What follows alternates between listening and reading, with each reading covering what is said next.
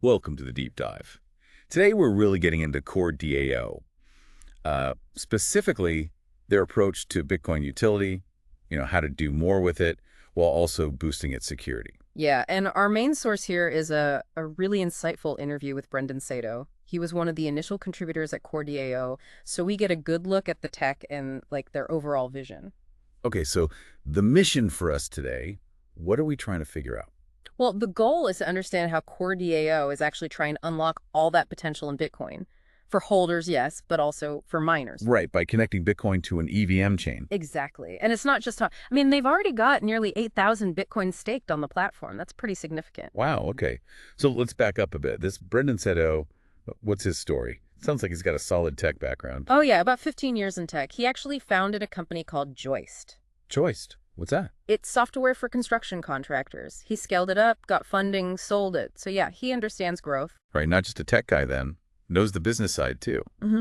And he was into crypto early. Yeah, definitely interested early on, especially in the Ethereum DeFi scene. Mm-hmm. He connected with the core DAO team because their values just, clicked. They saw things the same way. Yeah, so the early core team was mostly technical. Pretty much. And Brendon came in as more of the generalist business guy helping shape the strategy. Makes sense.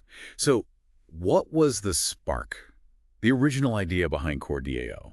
What problem were they really trying to fix? Well, a lot of it apparently came about when Ethereum started its move to proof of stake. Ah, right. The thinking was, Bitcoin has this incredible security, decentralization, fair launch, stuff you don't want to lose. Foundational stuff. Exactly. But Ethereum had the flexibility, the composability with the EVM. So could you somehow get the best of both? Bitcoin security, EVMs, smart contracts, is that the idea? That's pretty much it. And the big problem they saw was all this Bitcoin liquidity, billions, maybe trillions, just sitting there. Stuck, kind of. Yeah, stuck. You could hold it, send it, but DeFi, native yield, not really possible in a decentralized way. So core DAO was meant to be the bridge. Bring DeFi to Bitcoin holders. Bring DeFi, bring native yield, and importantly, give Bitcoin miners a second way to earn. A second emission. Okay, that leads us right into their consensus mechanism, Satoshi Plus. It sounds unique, not just standard proof of stake. No, definitely not. It's layered. Think of it like this. There's a limited set of validators running the core chain. Kiln, where the interview happened, is one platform involved, for instance. Limited set. Okay. And they're not permanent. Right. They get elected daily based on a score. A daily election. Wow. How's that score calculated? What goes into it? It's based on three things, and crucially, they're all hard-to-get resources. Okay, what are they? First, how much core token is staked to that specific validator. Second, how much Bitcoin is staked with them. And third, how much Bitcoin hash rate from mining pools is delegated to them. Hash rate too. Interesting. So it's a mix, not just about having the most money staked. Exactly. You don't need to be top in all three, but you need a strong combination. It makes it really hard to game the system or attack the network. Because you'd need core, Bitcoin, and hash power access. Precisely. Initially, hash rate had a slightly higher weight, sort of recognizing the miner's role, but generally they're weighted pretty equally. It really raises the bar for anyone trying to control the validator set. Right, you can't just buy your way in easily. Now, how does Core DAO actually get Bitcoin involved? You mentioned it's different from earlier attempts. Yeah, Brendon made a point about this. Some older ideas were maybe a bit parasitic, potentially raising fees or costs for Bitcoiners. Okay. Core DAO aims for symbiosis. They offer miners the second emission. In core tokens, right? Yes. For delegating hash rate, they already have. So miners can earn more from their existing setup. It aligns everyone's interests. So it's an extra reward for miners, not taking away from their Bitcoin rewards. Correct. It's additive. And for Bitcoin holders, the big thing is that native yield. Which hasn't really existed before in this way. Not decentrally? No. For the first time, you can put your BTC to work, securing this other network, earn yield in core, and crucially, without giving up custody of your Bitcoin. That's the key part. And down the line, maybe they explore more DeFi stuff on core. That's the idea. Liquid staking, lending, whatever develops in the core ecosystem. Okay, let's break down delegated hash power. How does a miner actually do that? Point their hash rate at core. So at a high level, they basically signal their support in the Bitcoin blocks they mine. How? Imagine a big mining pool. They decide, okay, we trust these core validators. When they mine a Bitcoin block, they can add a little bit of metadata in the block header. Metadata. Like what? It basically says This hash power supports validator X on core and send the core rewards to this EVM address. And you can see this on the Bitcoin blockchain. Yep. It's publicly verifiable, pretty transparent. Okay, now the other side. Bitcoin staking. Yeah. You emphasized it's non-custodial. How does that work for a regular Bitcoin holder? Right, so you'd go to something like stake.core.org. The magic behind it uses a Bitcoin feature called Check Time Lock Verify, CLTV. Check time lock verify. Sounds technical. It kind of is, but the concept is simple. It's like setting a timer on your Bitcoin in your own wallet. In my own wallet. Yes. You create a transaction that says, essentially, this Bitcoin can't be moved by anyone, not even me, until this future date. Let's say minimum 10 days. So you time lock it to yourself. Exactly. And in the metadata of that transaction, you specify which core validator you're supporting and the EVM address for your core rewards. So Core DAO never touches the Bitcoin. They just verify the time lock exists. Correct. You never lose custody. The Bitcoin stays put. Okay, so what's the catch? Or the trade-off? The trade-off is illiquidity. Your Bitcoin is locked for that period. You can't spend it or move it. But in return, You earn real yield in core tokens. And this yield comes directly from the core network's block rewards, so it's sustainable. It's not like temporary incentives from a treasury. and it's low risk, besides managing your keys. Pretty much. No slashing risk like in some POS systems. No smart contract risk for your Bitcoin because it never leaves your wallet. Okay, so you earn Core. Why Core? What's the value there? Why should a Bitcoin staker want Core? Good question. Core is positioned as the native token for what they aim to be a major Bitcoin scaling layer. The EVM compatible layer we talked about. Right. The place where all that Bitcoin liquidity can eventually interact with DeFi, money markets, stable coins, you name it. Brendon points out Core's already leading in things like TVL, addresses, protocols among Bitcoin-focused chains. So Core is central to that ecosystem. Absolutely. It's the main token, the governance token, the gas token for transactions on Core, and obviously a staking asset itself in the consensus. It has multiple utilities. Got it. Now this upcoming Core Fusion upgrade, introducing dual staking, what's that about? Yeah, Fusion is the next big step. Planned for around mid-November. The headline is dual staking. Meaning if you stake both Bitcoin and Core tokens, you'll get boosted yields on your Bitcoin. Ah, okay. So it's an incentive to hold and stake Core too, tying the two closer together. Exactly. It drives demand for Core and rewards users who are more deeply invested in the whole Core ecosystem, using both BTC and Core. Where do the extra rewards for the boost come from? Are they printing more Core? No, that's important. Core has a fixed supply, 2.1 billion, and a long emission curve, like 81 years, with reductions similar to Bitcoin's halvings. So no net new emission for these boosts. Okay.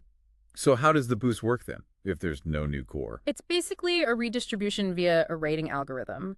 The expectation is that yields for solo Bitcoin stakers might actually go down a bit from current levels. Right. But if you stake Core alongside your BTC, based on certain ratios or thresholds of Core relative to BTC, your yield on the Bitcoin gets boosted. So there will be peers probably. Yeah, they mentioned detailed documentation is coming with the specific tiers and ratios. Yeah. But the takeaway is solo BTC staking will still yield something, but dual staking Core and BTC will yield significantly more. Okay, interesting dynamic. Let's shift to developers. What's it like building on Core? Easy? Hard? Brendon says it's pretty straightforward, mainly because it's fully EVM compatible. Ah, so Solidity developers feel right at home. Pretty much. If you know Solidity, you know how to build on Core. They leverage the existing EVM ecosystem instead of, reinventing everything. Smart move. Saves developers a lot of hassle. Definitely. And apparently the feedback on their documentation has been really positive too. So why are devs choosing Core? Just the EVM compatibility.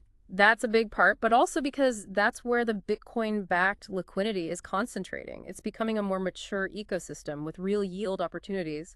Plus, they have the Core Ignition incentive program to attract good builders. Right, the Ignition program. We've seen that TVL, the total value lock, shoot up recently. Is that why? The incentives and the yield? Brendon thinks it's a mix. Partly the incentives, yes, partly the real yield opportunities, but also just growing excitement around doing more with Bitcoin, and importantly, increasing trust in Core DAO itself. Trust takes time. Right.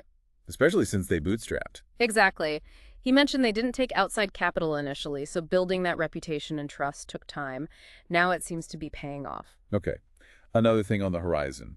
Liquid staked Bitcoin, LSBTC. What is that? How's it different from the non-custodial staking? Right, LSBTC is a big one, planned for after the fusion upgrade. Think of it like liquid staking on Ethereum, like Lito's Steth or similar tokens. So the non-custodial staking locks your BTC, but you earn core. LSBTC gives you something back you can use. Precisely. Mhm. With LSBTC, you'd stake your Bitcoin, still earn the base yield, but you'd also receive this LSBTC token back. It's designed to be a one-to-one pegged representation of your Bitcoin on the core chain. And you can use that LSBTC token in DeFi. Yep. Take it to a lending market on core, use it as collateral, provide liquidity, potentially earning more yield on top of the base staking yield. But the trust model is different, not fully non-custodial. Right. It usually involves a decentralized multi-sig holding the underlying Bitcoin, similar to how many liquid staking protocols work elsewhere. So slightly different assumptions than the time lock method, but it unlocks a lot more capital efficiency. A yield-bearing Bitcoin token you can use on-chain. That sounds powerful. It could open up a lot of new economic activity for sure. Looking bigger picture now, Right. how does Core DAO see Bitcoin scaling long-term? Is it all about layer 2s? Brendon acknowledges that modular narrative, Bitcoin L1 for settlement, L2s for scaling. Core is open to possibilities, but they have a long-term view. Meaning? They don't expect radical changes to Bitcoin L1 itself.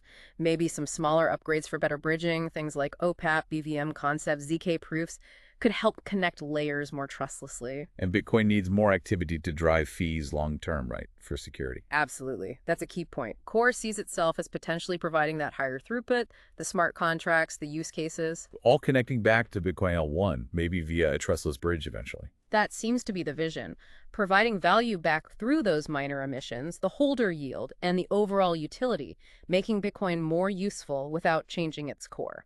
This Bitcoin staking model they've built, could others copy it? Use staked Bitcoin for their own chain security? It's definitely possible. Brennan suggests it makes most sense for projects that are already aligned with Bitcoin somehow. Right. But yeah, the idea of leveraging Bitcoin's massive security budget, it's attractive. Core DAO has shown you can attract significant BTC with a sustainable yield model. Whether others can replicate that depends on their specifics. How does Core's approach compare to, say, Babylon? We hear about them in the Bitcoin staking context too. Brendan kind of frames Core as more native staking, like ETH staking on Ethereum. He sees Babylon as maybe more like eigenlayer for Bitcoin restaking BTC to secure other chains. So different models for different needs. Seems like it. Depends if a chain is more ETH aligned or BTC aligned. But generally, he seemed positive about tools letting Bitcoin secure more things. It's a huge amount of capital to tap into. Exactly. The challenge is building the sustainable yield and getting traction. Right now, Core and Babylon seem like the main players really pushing this forward. There feels like a cultural shift happening in Bitcoin too, doesn't it? Yeah. More openness to using it for things beyond just holding. Yeah, Brendan talked about that. Obviously, things like BlockFi, Celsius created skepticism, pushed the Bitcoin maxi view for a while. Understandably. But he also notes lots of Bitcoin holders are in other ecosystems. They're open to trying things. And then Taproot happened, Ordinals, Runes. Bringing new activity and fees to Bitcoin itself. Right. It maybe opened the door culturally. He suggested it feels like builders might be coming home to Bitcoin after focusing elsewhere for a bit. Interesting times for Bitcoin. Finally, looking beyond just Core and Bitcoin, what else in the wider Web3 space does Brendon find exciting? He specifically called out stablecoins. Stablecoins. Still, yeah. He mentioned this ongoing crazy dollarization globally and sees huge potential for better yield-bearing stablecoins. Like the next generation of them? Exactly. The fact that major traditional players are still entering the space tells him the opportunity is massive. He thinks the next wave could be incredibly valuable. Okay, lots to think about there. So, wrapping up our deep dive on Core DAO, the key thing seems to be this bridge they're building. Yeah, bridging Bitcoin security with EVM utility, using clever tech like Satoshi Plus consensus and this non-custodial Bitcoin staking. It's a really novel approach. Definitely. And if you want to learn more, check them out. The Twitter is at CoreDAO.org. That's COREDAO_ORG. And from Twitter, you can find links to their Discord website. Yep. And for developers, the incentive program is at ignition.cordio.org. Right. So the final thought we want to leave you with is this. Bitcoin represents trillions in capital. What happens if Core DAO, or approaches like it, successfully unlocks even a small part of that for DeFi and other on-chain activities. I mean, the potential impact on the entire Web3 landscape, it could be truly transformative. It might just reshape what decentralized finance looks like. Something to keep an eye on. Thanks for joining us on this deep dive.